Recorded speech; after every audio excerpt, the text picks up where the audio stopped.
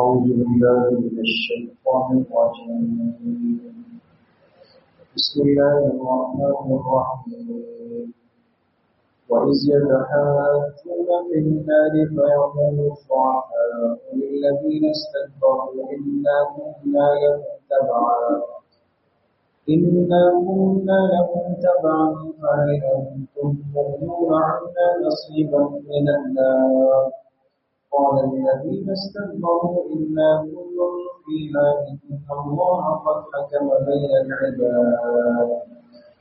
وقال الذين في النار لخزنة جهنم ادعوا ربكم يخفف عنا يوما من العذاب. قالوا أولم تك تأتيكم رسلهم بالبينات قالوا بلى فادعوا وما دعاء الكافرين إلا في ضلال. صدق اللہ العظیم. یہ سورہ مومن کی آیت نمبر 47 سے آیت نمبر 50 تک 4 آیات آپ حضرات کے سامنے تلاوت کی گئی. پچھلی آیات میں یہ بات چل رہی تھی، اگر آپ کے ذہن میں ہو، کہ اللہ تعالیٰ نے ایک شخص کا تذکرہ فرمایا جس کو رجل مومن کہا، مرد مومن. اور یہ مرد مومن وہ تھا جس نے فرعون کے سامنے، اس کے دربار میں، اس کے محل میں بھری مجلس میں کھڑے ہو کر توحید کی بات کی، اللہ کی بڑائی کی بات کی، اور حضرت موسیٰ علیہ السلام پر ایمان لانے کی بات کی. اور اسی مجلس میں کھڑے ہو کر اس نے فرعون کے غلط ہونے کی بات کی. فرعون غلط ہے. پھر آپ کے سامنے تذکرہ ہوا کہ اللہ پاک نے اپنے اس بندے کو ان کے فتنے سے محفوظ کیا.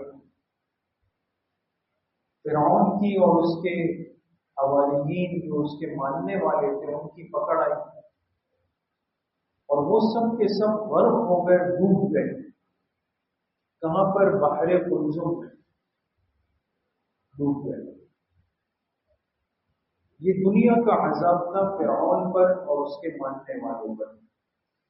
پھر اللہ پاک نے فرمایا کہ اس عذاب دنیاوی کے بعد اب فرعون عذاب برزخی میں ہے. اس پر قبر کا یعنی برزخ کا عذاب اس پر مسلط کر دیا گیا. اور اس کے بعد تیسرا مرحلہ عذاب کا وہ ہوگا جب یہ آخرت میں جائے گا، میدان قیامت میں، وہ عذاب اخروی ہوگا. تو یہ عذاب کی کتنی قسمیں ہوں گی؟ 3. دنیا کا عذاب، پھر برزخ قبر کا عذاب، پھر آخرت یعنی جہنم کا عذاب. یہ تینوں عذابات نے اس ظالم فرعون کے اوپر مسلط کر دیا.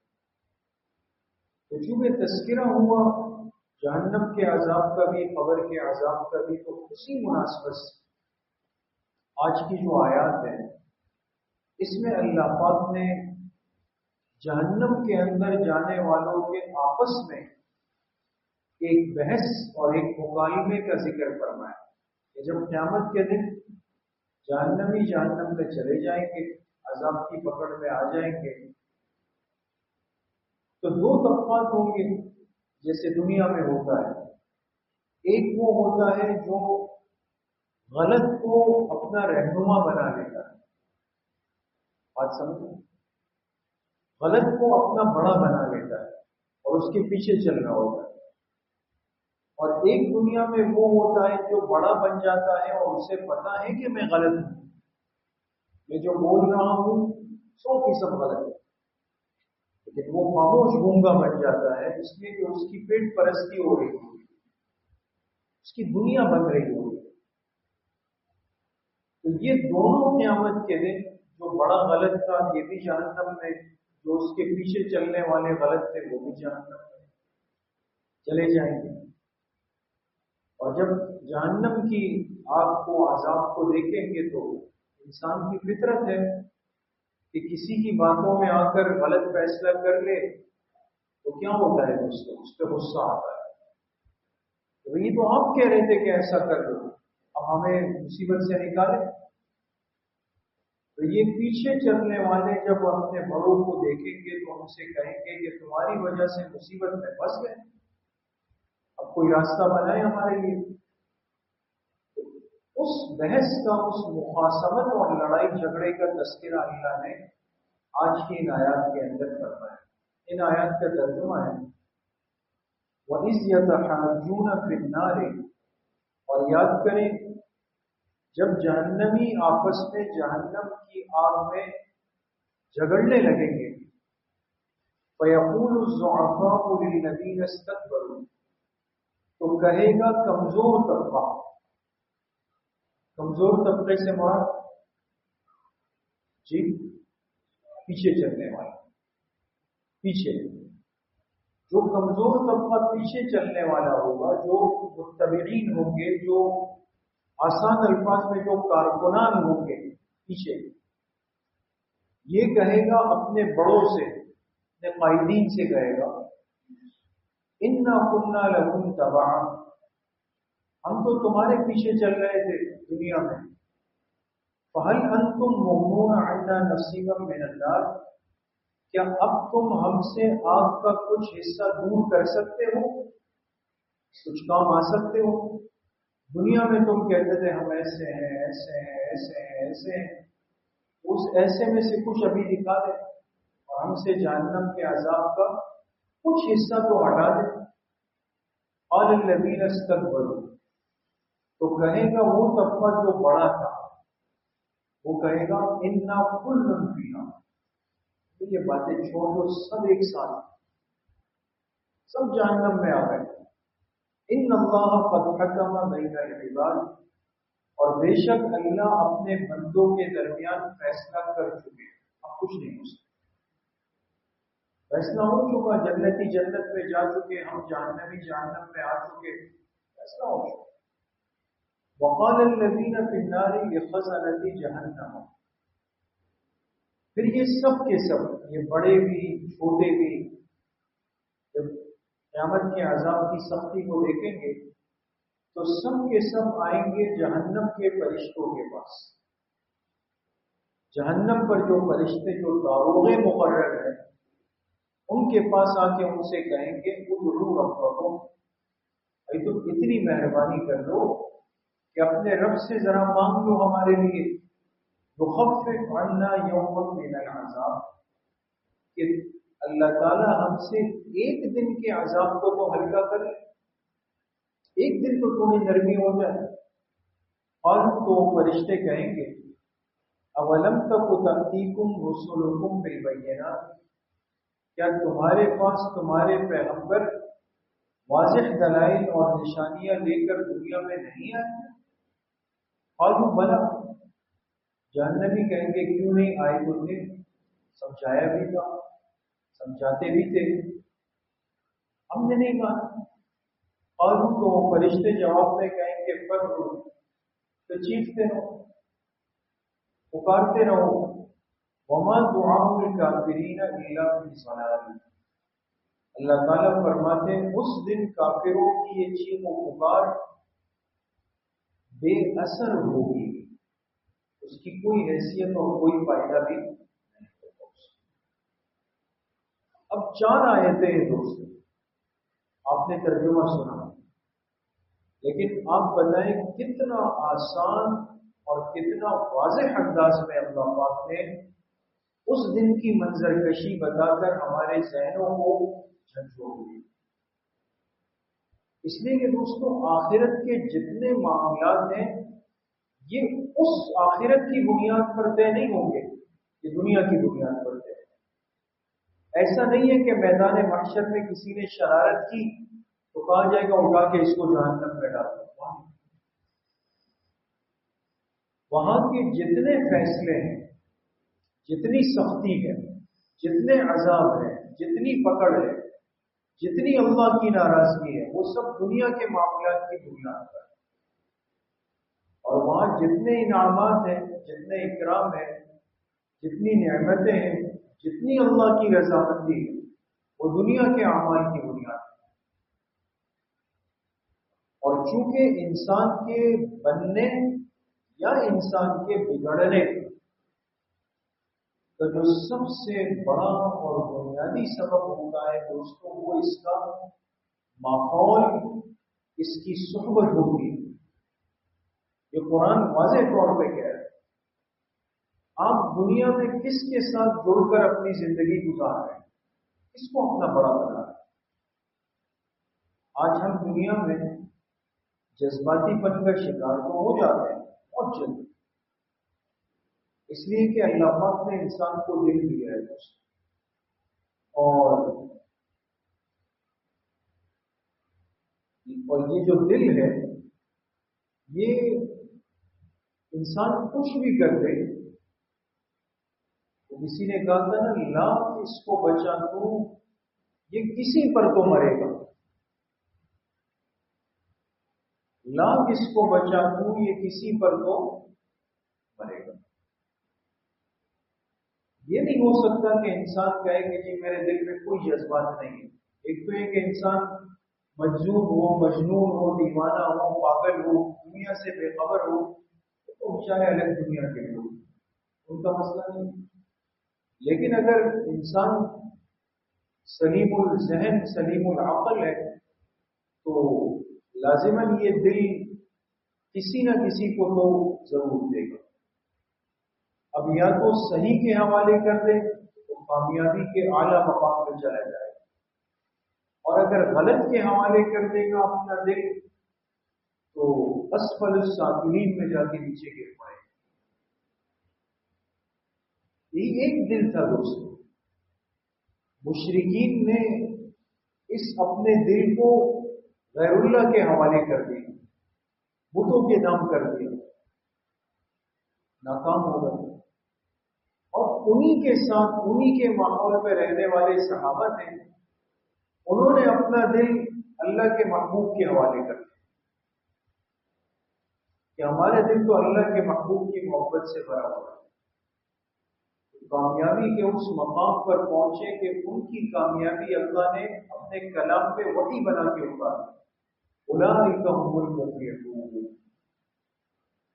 یہ لوگ ہمیشہ کے کامیاب ہیں، اولئک هم الراشدون، یہی لوگ ہی ہدایت پر ہیں، اولئک هم المؤمنون حقا، یہی صحابہ اکرام پکے سچے مومن ہیں۔ اب ایک ماحول میں رہنے والے دو طبقے انجام میں اتنا بڑا فرق کیوں؟ اس لیے کہ ایک نے دل باطل کو دے دیا، ایک نے دل حق کو دے دیا۔ اس لیے میرے عزیزوں دوستوں بزرگوں، انسان دنیا میں جس کو اپنا بڑا بنائے، جس کی اتباع کرے، جس سے محبت کرے، جس کے ساتھ جڑ کر چلے، اس کا آسان معیار اور پیمانہ جو قرآن سے سمجھ میں آتا ہے، اللہ کے اس کلام سے، کہ تھوڑی دیر کے لیے آپ یہ سوچ لیں کہ قیامت کا دن ہے، میدان محشر ہے، صف بن گئی، کھڑے ہو گئے، آپ کس کے ساتھ سمجھتے ہیں کہ اس میدان میں کس کے ساتھ کھڑا ہونا آپ کو اچھا لگے؟ بس ختم۔ اس دن کس کے ساتھ کھڑا ہونا آپ کو اچھا لگے؟ کیا واقعی آپ چاہتے ہیں کہ اللہ کے پاک پیغمبر کی صف میں کھڑے ہوں، صحابہ کی صف میں کھڑے ہوں، امام اعظم ابو حنیفہ رحمۃ اللہ علیہ کی صف میں کھڑے ہوں، آپ اولیاء اللہ کی صف میں کھڑے ہوں، صالحین کی صف میں کھڑے ہوں، علماء اتقیاء کی صف میں کھڑے ہوں؟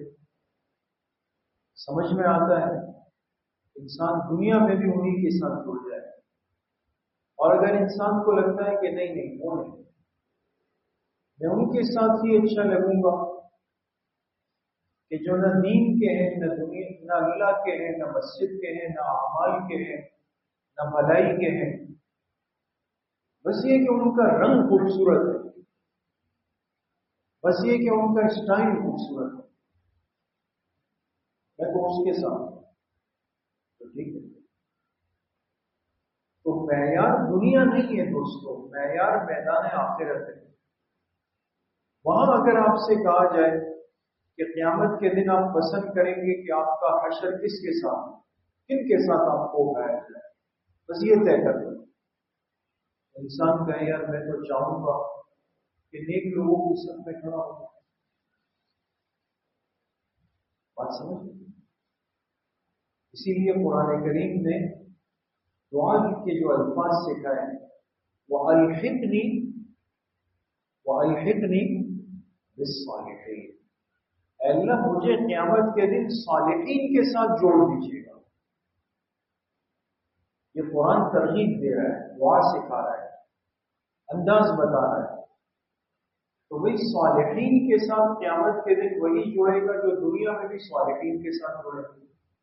یہ تو ہو نہیں سکتا کہ انسان دنیا میں ہر ٹنڈ منڈ کے ساتھ گھوم رہا ہو اور وہاں یہ کہے کہ جی وہاں مجھے اٹھایا جائے تو میں سید الطائفہ حضرت شیخ جنید بغدادی رحمت اللہ علیہ کے ساتھ ساتھ جا رہا ہوں، یہ کبھی نہیں۔ اس لیے میرے عزیزوں دوستوں، دنیا کی مجلس کو، دنیا کی صحبت کو، دنیا کے ماحول کو صاف کرنے کی اشد ضرورت ہے۔ بروں کی صحبت سے، بروں کے ماحول سے، بروں کی مجلس سے، بروں کی نسبت سے، بروں کے تعلقات سے ہم اپنے آپ کو 100% بچائیں، چاہے وہ دنیا میں عروج کے کسی بھی مقام پر بیٹھے تھے، کسی بھی مقام پر بیٹھے تھے۔ لیکن آپ علیہ الصلوۃ والسلام نے کیا فرمایا کہ مجھے جب جنت دکھائی گئی تو اس کا بہت بڑا طبقہ ایسے لوگوں کا تھا کہ جنہیں دنیا مجازی سمجھتی تھی، پراگندہ بال مجذوب قسم کے لوگ، دنیا جن کو مجنون پاگل کہنے پر تلی ہوئی تھی، جنت کا زیادہ تر طبقہ ان سے بھرا ہوا تھا۔ یہ کون لوگ ہیں دوست؟ یہ وہ ہے جو دنیا میں آزمائشوں کی گھنٹیوں سے گزرے، جنہوں نے یہ فکر نہیں کی کہ میرا ظاہری جسم، میرا ظاہر کا لباس، میرے ظاہر کی سواری وہ ایسی ایسی، کہیں میری زبان سے کوئی غلط بات نہ نکل جائے، میرا عمل اللہ کے حکم کے خلاف نہ ہو جائے، سنت ترتیب کے خلاف زندگی نہ گزار دوں۔ دنیا نے مذاق اڑایا، پاگل لوگ۔ اس لیے میرے دوستوں بزرگوں، بجائے اس کے کہ کل حسرت و افسوس ہمارے حصے میں آئے، انسان اسی دنیا میں اپنی نسبت کو، اپنی صحبت کو، اپنے تعلقات کو پاک کرے، نیک ماحول کو اختیار کرے۔ اللہ کریم مجھے بھی آپ سب کو صحیح عمل کی توفیق نصیب کرے۔ انشاءاللہ کریم بروز ہفتہ، اب تو آپ کو تقریباً حفظ ہو گیا ہوگا یہ اعلان جو ہم کرتے ہیں کہ ہفتے کے دن صبح 11 بجے مجلس کہاں ہوگی؟ بنات کے مدرسے میں مستورات کی، اور عصر کے بعد مجلس کہاں ہوتی ہے؟ مسجد میں اصلاحی بیان اور ذکر کی، اس میں ساتھی اہتمام سے شرکت کریں۔ الحمدللہ۔